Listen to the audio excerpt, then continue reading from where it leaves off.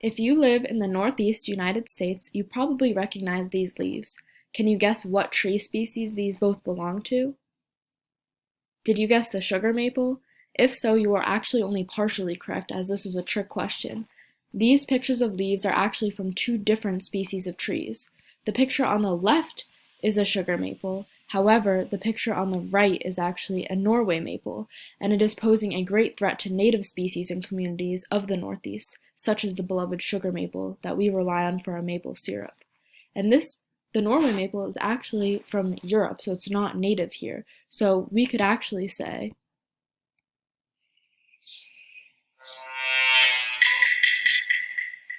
that it's an imposter, although in scientific terms we would call it an invasive,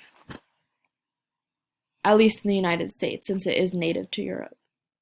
So what makes a species invasive? An invasive species is an organism that is not native to an ecosystem and causes harm to the native species within the ecosystem, including harm to human health sometimes. This is often because they do not have any competition since they originate in a completely different environment, so they have characteristics that make them able to monopolize the local ecosystems. Invasive species can get accidentally or intentionally introduced from other places for reasons such as agriculture, shipping, wood products, medicine, the pet trade, and other reasons. Some common characteristics of invasives include lack of predators, pathogens, and diseases to keep their population numbers in check. They can be very fast-growing and outcompete the local species. They also reproduce at a very young age and quickly. And they can produce large numbers of seeds with high viability, and they can thrive in a variety of conditions, which is called habitat generalists. This makes them really hard competition for the native species that actually belong there. So where did the Norway maple actually come from? The Norway maple is native to Europe, and the Norway maple was first introduced to the US by Pennsylvania botanist John Bartram in 1756. It was popularly used as a street tree because of its hardiness and able to survive tough winters and climates. However, it has now made its way into forests all around the Northeast and beyond.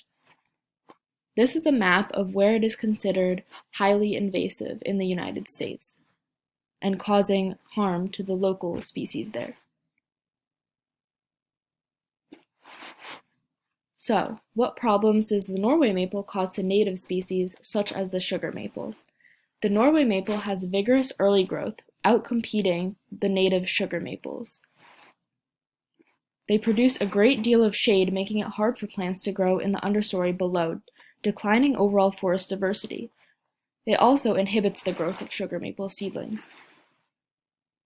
Norway maples can also withstand snow and ice damage better than native maples, outcompeting them.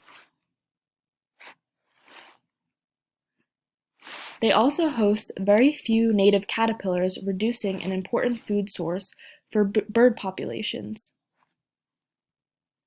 Native mammals do not recognize the Norway maple seeds as a food source, further reducing native tree populations as their seeds can thrive. The Norway maple also provides breeding habitat for the Asian longhorn beetle, which is another highly invasive species that is significantly reducing northern hardwood stands.